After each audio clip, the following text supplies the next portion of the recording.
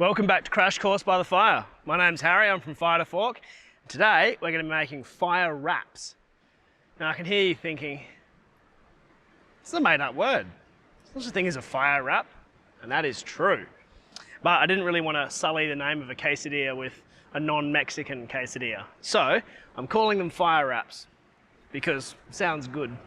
Now basically it's a really simple ingredient, really simple thing, and I use it as a beer snack. It's not what I'd call a wholesome dinner.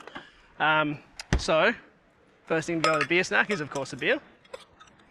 If you don't drink beer, that's fine. It goes really well with wine, whiskey, gin, tea, whatever. Ooh, delicious. Okay, so let's go at the ingredients. Cold ingredients, and then I use my crash pod for my pantry. And okay, this is not actually planned. The reason I use a crash pod, sorry, this is going to look like a really blatant plug for CrashPad, and even though they do support these episodes, this is actually completely unintentional. I've had a bit of spillage in here, but because it's PVC lined, the reason I go for these over the full leather types of pods that you can get everywhere is that you can wipe it out. So I've had this canola oil spill in here all over everything, but because it's PVC, I don't have a piece of ruined canvas. That's clean now. And while I'm talking about my kitchen, the other thing I use, the disadvantage of this with PVC and plastic is that it doesn't really breathe, so you don't want fresh stuff to kind of sit in there and sweat. So for the other ones, I use one of these mesh bags, which is really good. So you can see in there that I've got more fresh stuff. Now, sorry, back to the food. What we're going to do is just get a bit of this three cheese blend. Now look, you can slice your own cheese and do all that kind of stuff, but I'm going for a really simple one here. So kind of a handful of that. Excuse me if I don't know where everything goes, because this is the first thing I've ever filmed in the back of my new car. Bit of cherry tomato in here. This is obviously optional. Everything's optional in this. This is something that you can adapt to be truly yours. It's like anything. It's like a pizza, I guess, is probably the closest thing I could liken it to, but a hell of a lot easier than a pizza. Just put the ingredients on that you want. Next, cacciatore, not chorizo. This is cacciatore, and there is a difference. One is Spanish, one is Italian, and I far prefer cacciatore to chorizo, or just normal salami. It's just got a really nice flavour. Now, what I'm going to do is get about a third of that guy, slice him long ways, stack them up, slice them long ways again, and then thin slices off the end, so we get nice little bits. Fred's hoping for some scraps to fall off. Chuck everything in your bowl. A little bit of pepper. Oh, the brand of the cacciatore I'm using is Mondo Doro. I don't know if you can get it everywhere, but they're pretty well available at IGAs in WA.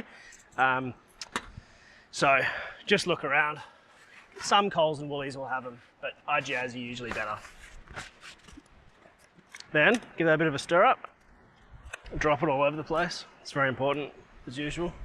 I'm going to use my little travel brie. Oh, this is a new one. And a couple of mission wraps. Now, mission wraps are, lots of people make wraps.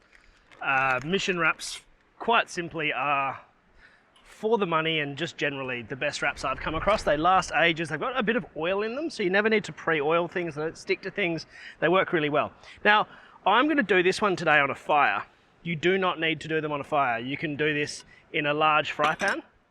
I just prefer to have a little bit of straight over the fire grilled wraps that just gets a bit of smoke infused there. But look, it's coming into summer. Fire bans are all over the place. Don't break the law. Use a gas cooker and a fry pan if you need to.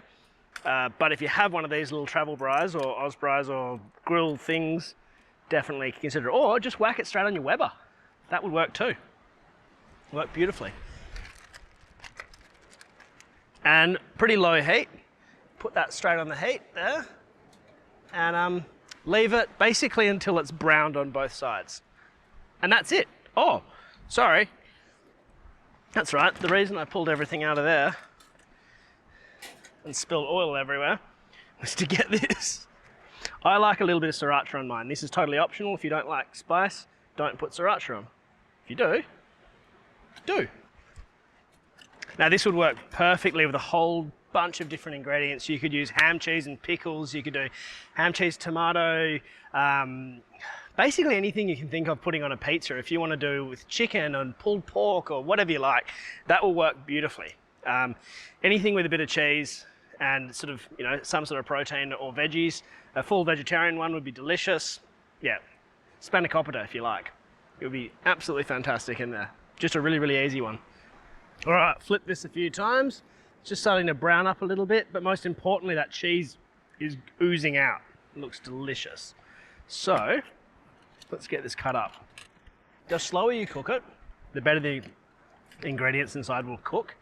Well, like the more effectively they'll cook. Because if you just fry the hell out of it on the outside, it'll go black on the outside and you'll have cold center. Whereas if you cook it slowly, and that probably took 10 minutes, if you cook it slowly, the inside will slowly, like it'll give it time to melt the cheese, it'll give it time to render some of that fat out, it'll drip cheese and fat into your fire. Nothing wrong with that. Now, I'm just gonna let that cool down for about a minute. Otherwise, if I cut this, I'm gonna lose all the cheese all over the place. Okay, it's still hot, but it's a lot cooler than it was. So let's give this a go. Looks pretty bloody good to me.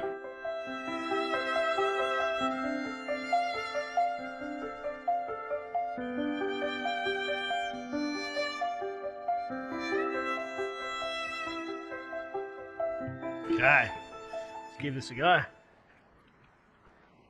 Just like a pizza, but it takes none of the time and a fraction of the cost. I mean, a pack of wraps is $4. Just make your own dough. This could probably be a little bit crispier on the outside. You know, if I'm nitpicking, but other than that,